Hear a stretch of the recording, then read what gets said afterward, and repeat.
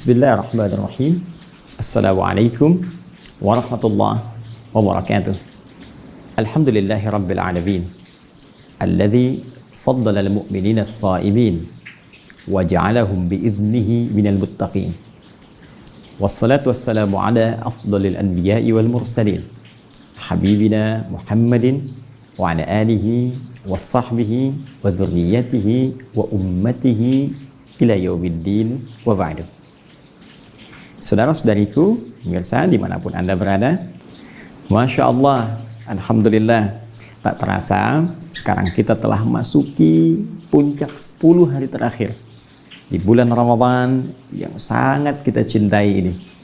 Dan tentunya ini harus terus menjadikan kita termotivasi untuk meningkatkan amal-amal kebaikan kita, sekaligus mengevaluasi catatan amal ibadah yang maksimal kita tunaikan dari hari pertama sampai dengan hari ke-20 ini. Mohon izin untuk mengingatkan pada diri pribadi dan kita semua, apakah sampai di detik ini sholat kita telah meraih kekhusyuan yang meningkat dari hari sebelumnya? Bacaan Al-Quran kita telah bertambah dari yang dilafadzkan oleh lisan kita yang akan dipertanggungjawabkan di hari kiamat itu?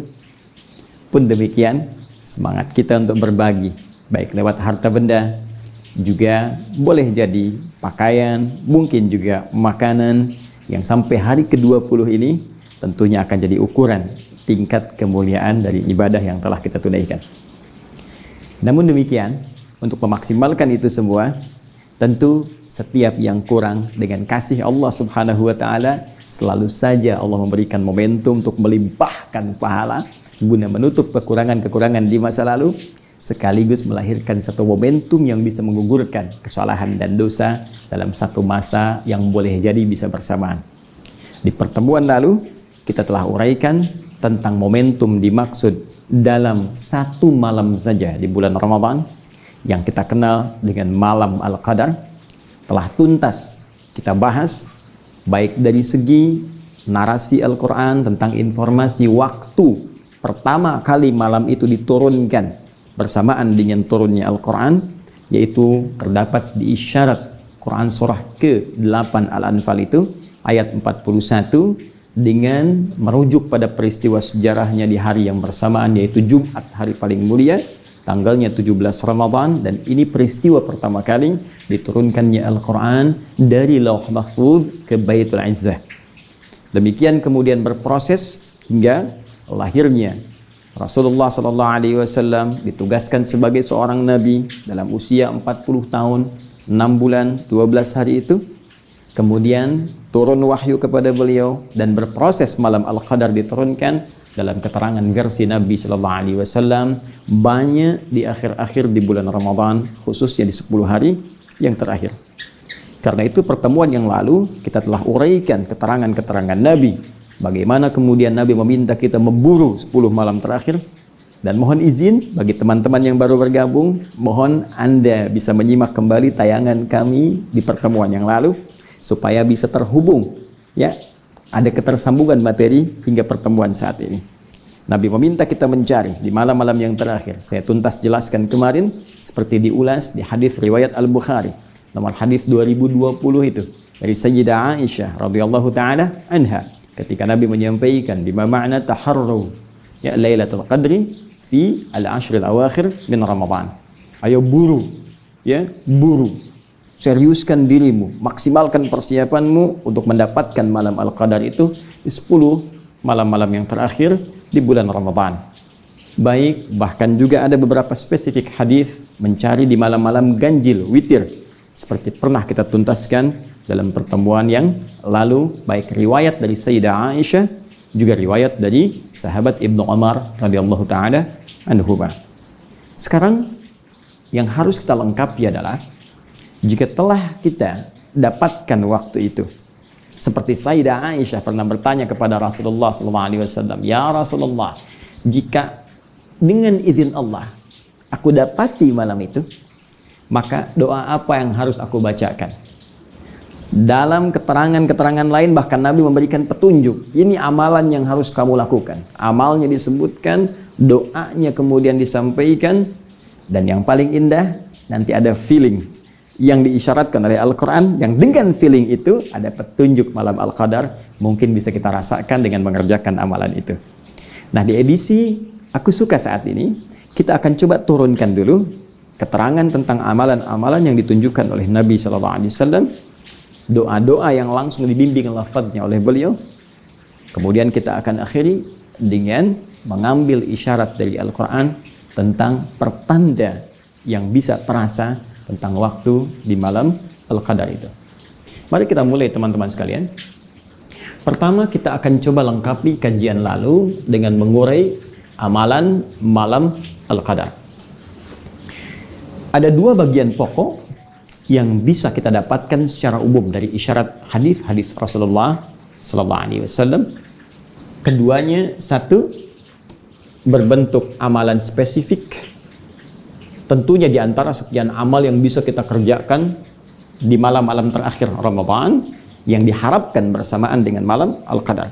Tapi ada satu yang spesifik yang disebutkan Nabi SAW dari sekian rencana amalan itu, yaitu yang disebutkan Al-Imam Al-Bukhari dalam kitab sahihnya nomor hadis 35.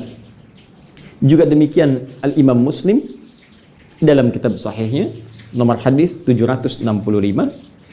Rawi yang meriwayatkan hadis ini, silsilah sanadnya sehingga sampai ke Rasulullah SAW, yaitu sahabat Abu Hurairah, nama aslinya Abdurrahman bin Sakhr, dan status hadisnya sahih.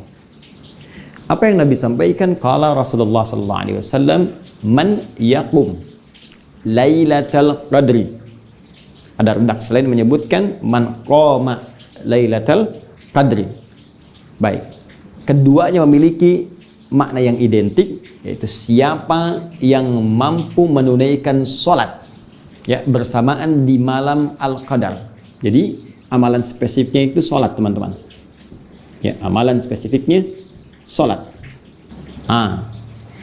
Imanan wahtisaban. Yang ia lakukan, satu, dengan penuh keimanan kepada Allah Subhanahu wa Ta'ala. Dua, dengan penuh ketulusan disertai rasa mengoreksi diri, ya. Dengan penuh ketulusan disertai rasa mengoreksi diri, introspeksi diri dalam keadaan dia sholat itu. Dia kerjakan karena Allah, dia ukur dirinya yang selama ini boleh jadi jauh dari Allah, kurang sempurna dalam beramal, kemudian dia bermohon dengan penuh kekhusyuan kepada Allah dalam sholatnya. Apa yang didapatkan pada saat itu?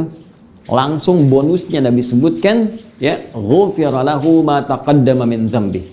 Maka bonusnya seketika ia akan mendapatkan ampunan dosa dari semua dosa-dosa yang pernah ia kerjakan selama hidupnya sejak balik sampai detik dia sholat itu. Kenapa saya sebut bonus? Ya, karena jelas kalau pahala telah diisyaratkan langsung dalam Al-Quran. Bukankah jelas, tegas Allah sampaikan di Quran surah 97 Al-Qadar itu? Ya, tegas kalimatnya, Lailatul Qadri khairum min alfi syahr. Ya, malam Al-Qadar itu lebih dari 1000 bulan nilai kemuliaannya. Lebih dari 1000 bulan nilai pahalanya. Jadi kalau Anda bersamaan sholat di malam itu, walaupun 2 rakaat, ya, kemudian ditutup dengan salam, setelah 2 rakaat ini, sekali sholat dibuka dengan takbir, tutup dengan salam. Cuma sekali 2 rakaat, nilainya sama dengan sholat lebih daripada 83 tahun. Allahu Akbar, Allahu Akbar, Allahu Akbar. 83 tahun, Masya Allah. Dan bonusnya, kalau benar salatnya, kata Nabi, kalau benar salatnya, bonusnya dapat pahala 83 tahun. Pahalanya, bonusnya ampunan dosa dari Allah Subhanahu wa Ta'ala. Allahu Akbar. Anda bisa bayangkan nggak? Jadi begitu orang ini salam, dapat pahala lebih daripada 83 tahun, dosanya hilang. Ya, jadi dosa kosong, amalan banyak. Begitu salam, Assalamualaikum warahmatullahi, Assalamualaikum warahmatullahi, tiba kemudian wafat. Atau dia wafat dalam keadaan sujud. Sujud yang terakhir, sedang bermohon, istighfar, dia nangis, banyak dosanya. Tiba-tiba nggak bangun lagi. Punya pahala sujud lebih dari 83 tahun. Dan digugurkan dosanya dengan tangisan yang mengalir, bahkan sampai pipinya itu. Allahu Akbar. Ini luar biasa. Ini adalah apa yang diisyaratkan oleh Nabi SAW tentang menghidupkan malam-malam Al-Qadar ini, menghidupkan khususnya malam-malam 10 terakhir di bulan Ramadan ini dengan banyak menunaikan salat. Ini yang menjadikan bukan hanya Rasulullah SAW sampai membangunkan keluarganya, Disebutkan dalam salah satu riwayat, aiqadha ahlah. Ya, beliau membangunkan keluarganya. Allahu Akbar. Istri beliau dibangunkan. Kemudian menantu beliau Ali bin Abi Thalib, tentunya dengan istrinya yang tercinta Fatimah Az-Zahra, istrinya Ali bin Abi Thalib, putrinya Rasulullah sallallahu alaihi wasallam. Ya, dibangunkan. Ayo bangun, hidupkan malamnya. Kalau nggak ada kemuliaan ini, mustahil selevel Nabi pun membangunkan keluarganya yang mulia. Ya, yang tentunya bersama Nabi di surga. Ali bin Abi Thalib disebutkan dari 10, termasuk 10 orang yang masuk surga tanpa hisab. Ya kan? Baik, Fatimah Az-Zahra, Masya Allah, pemudi penghulu surga. Al-Hasan dan Al-Husain, kedua-duanya cucu Nabi, penghulu, pemuda surga. Allahu Akbar. Ya, Fatimah, Ali bin Abi Thalib, keluarga Nabi dibangunkan untuk memaksimalkan amalan ini. Ini yang diteruskan kemudian oleh para sahabat generasi setelah Nabi SAW wafat. Hingga kini, jangan heran, bahkan di Masjidil Haram misalnya, di Masjid Nabawi, atau bisa kita katakan kalau dalam konteks ini lockdown misalnya di sana, ya, dalam konteks ahli Mekah yang muslim ya kekinian sampai sekarang, ahli Madinah yang muslim tentunya sampai sekarang ya, karena dilarang yang tidak beriman masuk ke dalam 2 wilayah tanah suci ini, membiasakan pula untuk menghidupkan malam-malam khususnya di 10 hari terakhir Ramadan. Ya, kalau Anda umrah pada bulan-bulan Ramadan akan terasa bagaimana malamnya bangkit kembali, sholat lagi, bahkan diperbanyak bacaannya, diperbanyak kemudian kekhusyuannya, sehingga terasa kenikmatan dalam jiwa. Apa yang diinginkan dari situ? Ini menghidupkan sunnah Nabi. Bangun, ya, tunaikan. Jadi bukan sekedar sunnahnya kemudian hidup, tapi pahala, ya, tapi pahala besar kemungkinan bisa didapatkan dan bonus sangat besar kemungkinan bisa diraih. Nah, kita beri catatan dalam 2 hal. Hal pertama, apakah setiap orang yang sholat pada malam itu berpotensi diampuni dosa-dosanya dan dapat pahala seperti yang tadi disebutkan? Belum tentu. Sekali lagi, maaf sekali, jika ada satu anugerah yang besar, mustahil tidak bersanding dengan syarat-syarat yang tertentu. Saya sering katakan, kompetisi yang hebat itu, yang hadiahnya besar, pasti syaratnya pun ketat. Karena itu, Nabi tidak hanya memberikan gambaran orang sholat dapat ini, orang istighfar dapat ini, tapi ada syarat yang sangat mengikat, syarat ketentuan berlaku. Apa itu? Perhatikan kalimatnya, imanan, wahtisaban. Dia tunaikan dengan keyakinan penuh karena Allah Subhanahu wa Ta'ala, disertai ketulusan. Awas, catat ini ya. Awas, kaidahnya iman tulus, yakin karena Allah Subhanahu wa Ta'ala, dan dijauhkan dari hal-hal yang bisa mengotori dan membelokkan niat kita karena Allah. Karena orang lain sholat, saya sholat. Karena ingin merasakan kenikmatan kalau imamnya si fulan.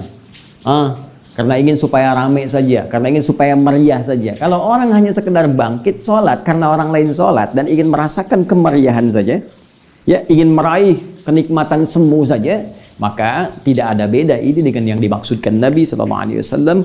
Rabba qa'imin laisa lahu min qiyamihi illa as-sahar. Tidak sedikit nanti ada ditemukan orang bangun, orang sholat tak mendapatkan apapun dari sholatnya kecuali lelah begadang saja. Dia tunggu sampai malam sholat tapi niatnya keliru. Malam nanti sholat, ya iya aku juga pengen ikut, cuma pengen ikut, bukan ingin meraih kemuliaan dia. Baik. Nah, ini bagian pertama. Kemudian bagian kedua, teman-teman sekalian, penting dicatat. Ustadz, apakah untuk mendapatkan kemuliaan ini mesti ke masjid? Atau bisa diraih di rumah? Teman-teman sekalian, Lailatul Qadar itu syarat meraihnya tidak terikat dengan masjid, tapi terikat dengan amalan yang dikerjakan di malam itu. Di dalam kondisi normal pun kalau Anda ke masjid terus malamnya nggak bangun, cuman tidur, ya nggak dapat juga. Jelas ya? Jadi kita ke masjid itu untuk mengondisikan supaya lebih fokus, ya, supaya bisa maksimal termotivasi untuk ibadah. Karena mungkin dalam kondisi ada di rumah, yang dilihat mungkin TV, yang dilihat mungkin bacaan, yang dilihat mungkin internet. Tapi ketika orang ke masjid, kondisinya lebih terfokuskan untuk bisa ibadah dengan maksimal. Ya, TV nggak ada di ruangan tempat sholat. Mau baca Quran, orang semua lihat Al-Quran. Mau tiduran, orang bangun. Akhirnya terdorong kita, ya, termotivasi untuk menunaikan ibadah. Bangun malamnya. Tapi kalau Anda cuma datang ke masjid, pindahkan bantal, bawa kasur, ikut tiduran, malam-malam ketiduran, pas bangun sahur, ya nggak dapat juga. Jadi esensi malam Al-Qadar itu lebih kepada bagaimana menghidupkan malam dengan amalan, sekalipun bila tak mampu dikerjakan di masjid seperti sekarang kita lalui pada umumnya di sebagian besar tempat di muka bumi, tidak hanya di Indonesia, maka tidak ada alasan untuk tidak menghidupkan malam dengan ibadah di rumah yang telah kita kondisikan. Ya, baik. Jadi teman-teman sekalian, jangan kemudian kita jadikan alasan, wah saya nggak bisa ke masjid nih, saya nggak bisa dapat malam Al-Qadar. Tidak. Anda bikin kondisi di dalam rumah, kondisikan satu ruangan, hidupkan malamnya, bangun jam 2, ya, bangun misalnya setengah 3, walaupun Anda sedikit ambil bagiannya untuk menunaikan sholat, isi dengan istighfar, sementara tiduran dulu sejenak, kemudian bangkit untuk menunaikan sahur, makan, istighfar lagi, isi. Yang penting hidupkan. Ya. Jadi ini bagian kedua yang penting kita jawab. Syarat mendapatkan kemuliaan ini tidak terikat dengan tempat di masjid, tapi lebih kepada bagaimana menghidupkan malamnya dan menghadirkan suasana yang sekiranya bisa kita maksimalkan untuk menunaikan ibadah kepada Allah Subhanahu wa taala. Baik, ini bagian yang pertama. Kemudian yang kedua, ada isyarat yang ditemukan juga dalam hadis-hadis Nabi sallallahu alaihi wasallam, bimbingan langsung tentang satu doa yang langsung ditalqinkan, dibacakan melalui lisan Nabi yang sangat mulia kepada istri beliau tercinta Sayyidah Aisyah radhiyallahu taala anha. Ketika Sayyidah Aisyah bertanya pada Rasulullah, "Ya Rasulullah, jika dengan izin Allah tentunya, ya, aku berkesempatan bersamaan mendapatkan malam Al-Qadar itu, apa yang harus aku katakan? Apa yang harus aku bacakan dalam doa? Madza aqulu fiha?" Baik, ini dirangkum keterangannya dalam salah satu hadis yang bisa kita lacak, riwayat At-Tirmidzi, nomor hadis 3513, juga ditemukan pula di hadis riwayat Ibnu Majah, nomor hadis 3119. Rawi yang meriwayatkannya Sayyidah Aisyah radhiyallahu taala anha, dan status hadisnya sahih. Apa bunyi doanya? Baik, kita bacakan pelan-pelan. Saya yakin tak dituliskan pun, insya Allah kita semua sebetulnya sudah hafal, hanya tinggal menempatkannya saja. Ikuti saya. Allahumma. Baik. Allahumma innaka afuwun tuhibbul afwa fa'fu anni. Baik, saya coba tuliskan saja ya, supaya mudah untuk kita pahami. Saya izin hapus dulu sebentar.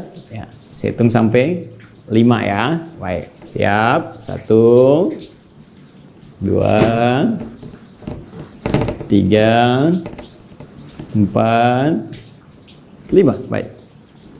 Simpan di sini. Allahumma. Tuliskan.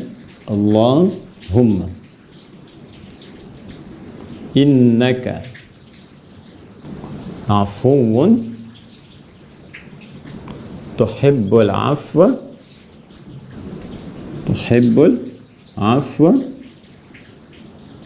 fa'fu anni. Masya Allah. Allahumma innaka afuwan tuhibbul afwa fa'fu anni. Ya Allah, ingat Allahumma itu penyatuan antara ya dengan Allah, disatukan jadi Allahumma. Dan kalimat ini tidak diucapkan kecuali dengan penuh kerendahan hati dan ketawadhuan. Ini yang dimaksud Quran surah ke-7 ayat 205. Wadhkur rabbaka fi nafsika tadarruan wa khifatan wa dunal jahri minal qaul. Ya, berdoa. Ya, sebut nama Rabbmu dalam jiwamu, mohon dengan penuh ketawadhuan dan penuh harap. Jadi kalau berdoa, kata Quran, itu harus optimis, minta penuh harap tapi tawadhu sifatnya. Ya, sifatnya tawadhu. Baik, jadi ketika Anda mengucapkan Allahumma, minta dengan penuh kekhusyuan, ketawadhuan. Jangan naikkan keadaan diri kita. Makanya ada dalam riwayat sambil mengangkat tangan dari beberapa doa itu dipertemukan sambil kita bermohon dengan penuh kekhusyuan kepada Allah. Innaka afuwun. Ya Allah, sungguh hanya Engkau. Ya, hanya Engkau ya Rabb. Ya, tapi ingat, cara memohon dengan kalimat hanya Engkau ini, innanya kan harfu nasbin. Ya, wa taukidin tansibul isma wa tarfa'ul khabara mabniyun 'alal fathi la mahalla lahu minal i'rab. Ya, harfu nasbin wa taukidin. Saya pernah banyak ulas ini. Itu kalau sekedar nahwu, tapi kalau kita bawa ke ilmu lughah, ke fikihnya, nasaba rajulu asahu 'alal ardi. Ya, seorang lelaki menancapkan tongkatnya di bumi ke tanah dengan kuat sehingga enggak goyah. Ya, jadi maksudnya apa? Anda kalau mengucapkan dengan kalimat inna, tancapkan dalam hati Anda yang paling dalam. Seakan Anda mengatakan begini, ya Allah, sungguh hamba sangat yakin dengan keyakinan yang tak pernah goyah dalam jiwa hamba. Hanya Engkau Afuwun yang maha pemaaf. Hanya Engkau yang pasti memaafkan semua salah tanpa kecuali. Hanya Engkau yang pasti menggugurkan semua dosa-dosa jika hamba ada yang ingin bertobat kembali kepadamu. Tuhibbul afwa, dan Engkau mencintai orang-orang yang ingin minta maaf, minta ampun kepadamu. Ini kalimatnya indah sekali. Ya Allah, aku tak pernah goyah. Aku yakin hanya Engkau yang maha pemaaf, mengampuni dosa-dosa, menggugurkan semua salah. Dan aku yakin tanpa goyah, ya Allah, Engkau mencintai setiap yang mau minta maaf.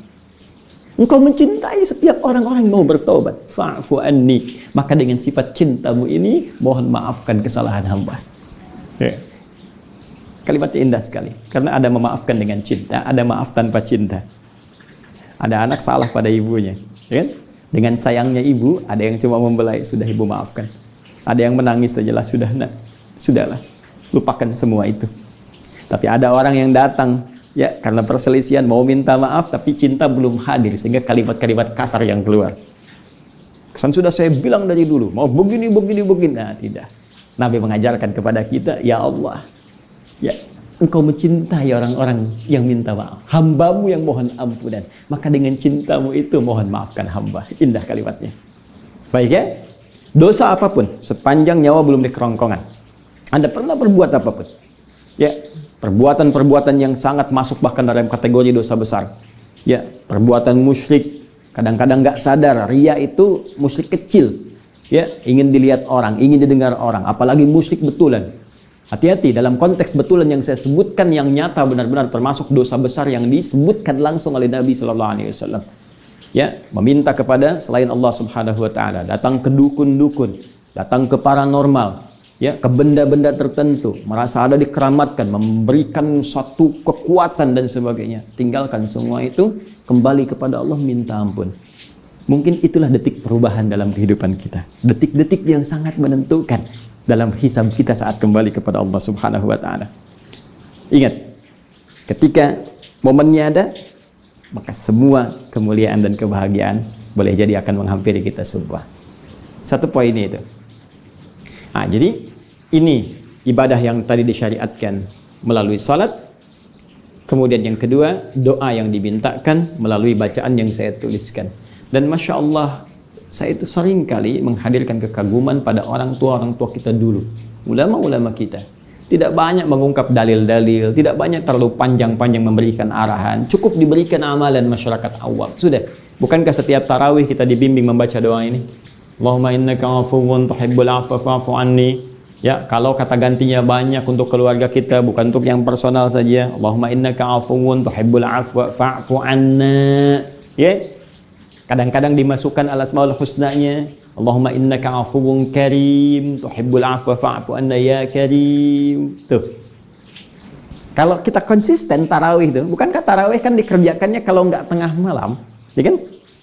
Atau ditarik maju ba'da isya. Sedangkan waktu al-qadar kan di Quran disebutkan, hiya hatta matla'il fajr. Malam al-qadar itu terbentang luas sampai ke pembuka fajar, menjelang fajar. Maka kalau benar kita konsisten sholat malamnya, lakukan dengan baik, baik di tarawih sifatnya qiyamul lail ataupun tahajud, maka peluang ini akan mungkin bisa kita maksimalkan. Nah, sampai di sini, setelah mengetahui amalan utama, ya saya katakan utama karena nanti ada amalan-amalan turunan. Kan tak mungkin Anda isi tengah malam cuma sholat 2 rakaat, istighfar terus tidur. Kenapa nggak kita tambah dengan yang lain? Ya, bisa baca Al-Quran atau tilawah, perbanyak zikir. Nah, itu amalan-amalan tambahan yang mengiringi. Ini yang utamanya. Nah, hanya pertanyaannya begini, apakah semua orang yang bahkan bangun di malam-malam akhir Ramadan untuk mengejar keutamaan Al-Qadar khususnya, bisa otomatis bersemangat menunaikan ibadahnya? Atau belum tentu setiap orang yang bangun bisa langsung bisa fokus ibadah. Kalau tidak semua bisa seperti itu, karena boleh jadi ada yang sudah terbiasa gampang bangun. Ada yang baru ingin memulai, 20 hari ke belakang nggak ngapa-ngapain, dia kejar yang 10 hari terakhir. Belum tentu keinginan itu akan disertai dengan kebiasaan. Karena belum jadi kebiasaan, belum tentu mudah untuk bangun di malam harinya. Dan kalaupun sekali bangun, belum tentu khusyuk. Ya, harap-harap bangun jam 2, bangun setengah 2. Tapi baru bangun karena belum biasa, nunggu, begini, tiba-tiba udah setengah 4. Baik, wudhu dan seterusnya. Nah sekarang, apakah ada tips dari Al-Quran dan hadis-hadis Nabi SAW? Kalau saya ingin bangun dan memfokuskan diri, seperti apa cara bangunnya? Bagaimana saya bisa memfokuskan diri dan di mana tempatnya?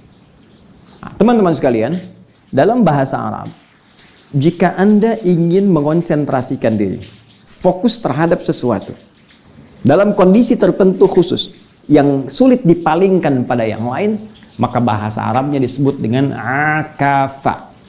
Ya, kata kerjanya disebut dengan akafa. Saya tuliskan begini.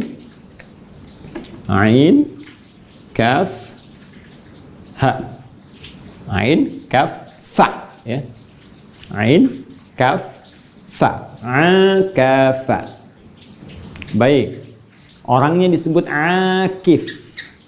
Alladzi lazima bihi. Akif. Orang yang konsisten terhadap sesuatu, fokus dan sulit untuk berpaling. Jamaknya tambah un di ujungnya. Akifun plus un jadi akifun. Orang-orang yang fokus mengondisikan satu keadaan, fokus di situ sulit dipalingkan.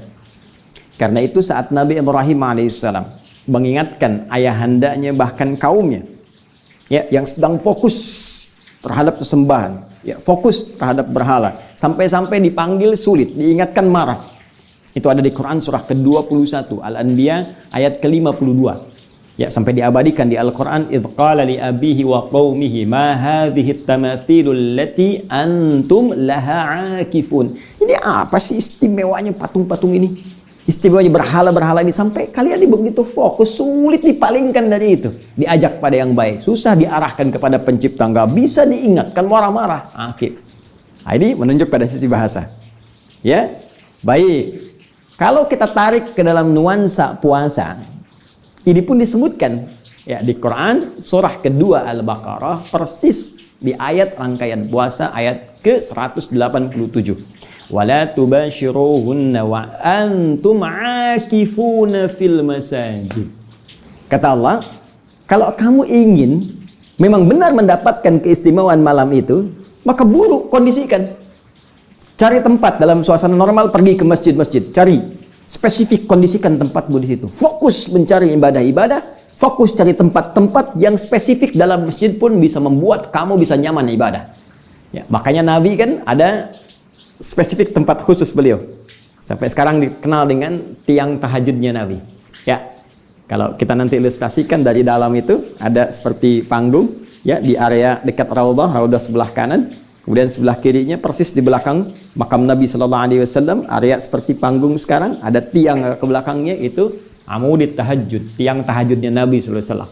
Ada sahabat yang sayap kanan, ya, ada dekat-dekat ke mihrab seperti Umar bin Khattab radhiyallahu taala anhu. Cari tempat strategis yang mengondisikan kita bisa fokus ibadah, bisa nikmat. Nah, orangnya oleh Al-Quran disebut dengan akifun. Bahkan nanti ya area Masjidil Haram pun disebutkan oleh Al-Quran sebagai tempat yang bisa digunakan sebagai akif, fokus untuk ibadah. Sejak di zaman Nabi Ibrahim dan Nabi Ismail alaihissalam, keduanya diperintahkan mengondisikan area sekitaran Ka'bah untuk digunakan orang-orang fokus ibadah. Itu ada di Al-Baqarah surah kedua ayat 125. Paling kanan ke pertengahan. Wa idz ja'alna al-baita mathabatan lin-nasi wa amna wattakhidhu min maqami Ibrahim musalla wa ahidna ila Ibrahim wa Ismail an tahira baitiya lit-ta'ifin wal 'akifin war ruk'is sujud. Allah perintahkan pada Nabi Ibrahim, Nabi Ismail alaihissalam, bersihkan area-area ini, bersihkan area-area Ka'bah. Nanti untuk orang-orang yang salat, ya, orang-orang yang tawaf sebelumnya, juga orang-orang yang akan fokus untuk beribadah kepada Allah Subhanahu wa taala.